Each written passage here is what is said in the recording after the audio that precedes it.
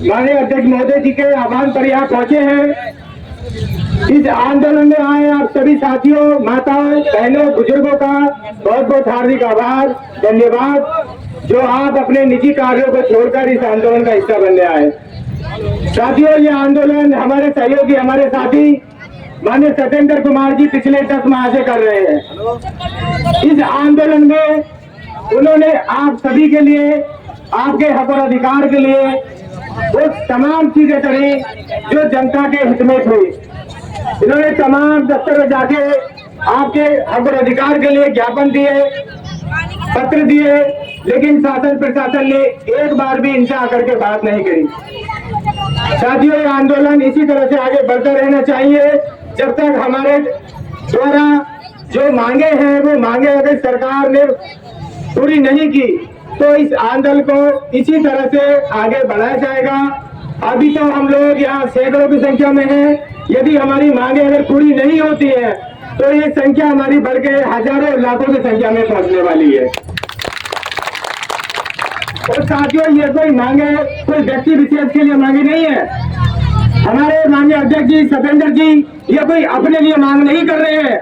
यहाँ पे जो लोकागोटा के जो लोग हैं, जो यहाँ की आम जनता है, जो क्षेत्र के जितने भी लोग यहाँ पर रहते हैं, उन सबकी सुख सुविधाओं के लिए ये आंदोलन चल रहा है। इसमें कोई इनका निजी स्वार्थ नहीं है। साथियों, इस आंदोलन को इसी तरह से बढ़ चढ़ के आगे लेकर जाना है। जो मांगे हैं, मैं आपको याद दिलाना चाहूँ कि जो मांगे हैं जनता के हित में है।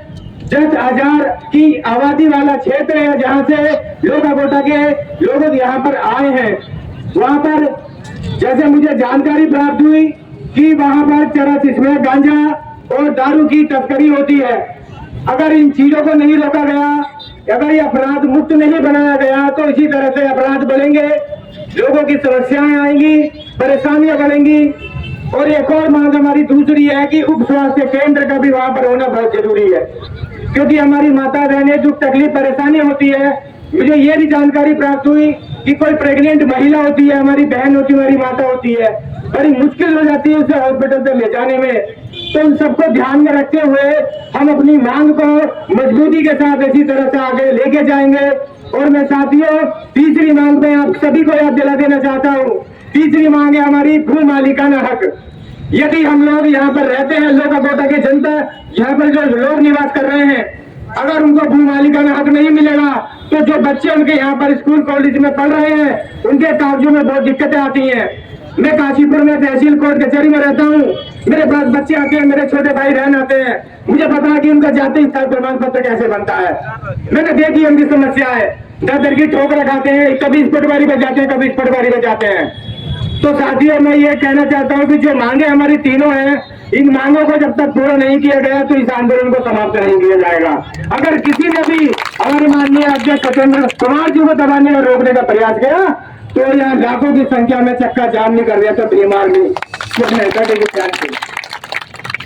हम लोग भारत साहब को मानने वाले हैं, संविधान को मानने वाले हैं, बहुत ही शांतिप्रिय तरीके से इस आंदोलन को चलाएंगे। सभी साथी शांति बनाए रखें और ये निरंतर इसी तरह से आगे चलते रहेगा। मैं सभी साथियों से यहाँ कहना चाहता हूँ कि आंदोलन के हिस्से में आए सभी माता बहनें, बुजुर्गों का मैं सम्मान करता हूँ जो आप अपने निजी कार्यों को छोड़कर यहाँ पर आए हैं। साथियों, ये आज हमारे हक और अधिकार की लड़ाई है, इसमें अगर हम बढ़ चढ़ के हिस्सा नहीं लेंगे तो हमारे साथ इसी तरह के हमारे अधिकारों के साथ खिलवाड़ होता रहेगा। मैं कहना चाहता हूँ यहाँ पर आए सभी साथियों से कि जब तक हमारी मांगे पूरी नहीं होंगी, जब तक शासन प्रशासन यहाँ पर आके बात नहीं करेगा, हम यहाँ से उठने वाले नहीं है। साथियों, लोकागोटा गांव की समस्याओं को लेकर आप लोग धरने पे बैठे हो और मुझे सबसे पहले बड़े दुख के साथ कहना पड़ रहा है कि महिलाएं अपने घरों को छोड़कर यहाँ पर आई हैं, तो बड़ा अच्छा लगा कि लोग अपने मांगों को लेकर कितने सशक्त हैं। यहाँ वास्तव में कितनी परेशानी है इस गांव में, तो मुझे ऐसा आभास हो रहा है कि वास्तव में परेशानी है। सरकार से कोई बड़ी मांग नहीं कर रहे हम, स्वास्थ्य केंद्र, पुलिस चौकी और जो है अपना जो जिस भूमि पर बैठे हैं कई सालों से उसका हाथ मांग रहे हैं, तो कोई गलत हाथ नहीं मांग रहे हैं। प्रशासन यहाँ मैंने देखा धमकाने का काम कर रही है, बंदों को डराने का काम कर रही है। ये नहीं कि सरकार लोगों की मांग जो है सरकार तक पहुंचाने का काम कर रही है। तो ये लोके गोडा जो क्षेत्र है, इस लोगों के हौसले को पहले तो मैं सलाम करता हूँ, और पहले तो इन महिलाओं को सलाम करता हूँ जो ये अपने गांव से चलकर आए, अपने सब कारोबार को छोड़कर। इन महिलाओं के लिए एक बार जोरदार तालियां।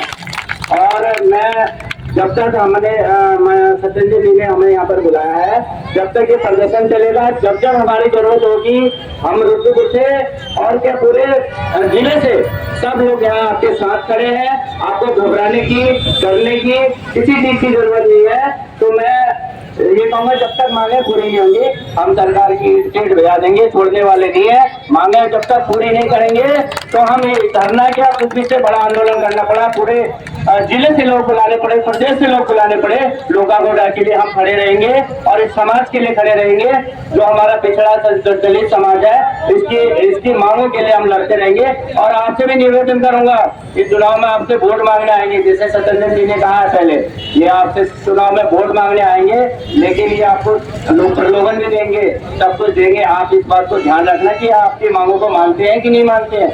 ये आपकी मांगों को नहीं मानते हैं, खाली आपको बहला फुसला कर आपको वोट ले लेते हैं, लेकिन आपकी ये जो मांगे पूरी करनी होती तो सरकार के प्रतिनिधि यहाँ पे चल के आते और उन्हें आपके किसी चीज का ध्यान होता, लोगों की समस्याओं का उनको ध्यान होता, तो जरूर चलकर यहाँ पर आते और आपकी समस्याएं सुनते। इसका मतलब यह है कि आपका वोट लेते हैं, आपको वोट के लिए इस्तेमाल करते हैं। मेरे लोगों, बटना नहीं, आपस में मिलजुल कर ये ध्यान रखना कि कौन हमारा हितैषी है और कौन हमारे को खाली प्रलोभन देके वोट दे रहा है। कल को हमारी समस्याएं सुनेगा या नहीं सुनेगा, इस बात का भी आपको ध्यान रखना है। मैं इतना कहते हुए मैं अपना पूरा समर्थन लोका गोडा के लोगों को साथ हूँ, और जब जब जरूरत पड़ेगी हमारी टीम आपके साथ सपोर्ट में रहेगी। आप लड़ते रहिए और संघर्ष करते रहिए जब तक आपकी मांगे पूरी नहीं होंगी। आज नहीं होंगी, 10 साल बाद होंगी, लेकिन होंगी जरूर। ये सरकार बदलनी है, आपको ये बात भी ध्यान रखना अगर मांगे पूरी नहीं करी होंगी तो। धन्यवाद।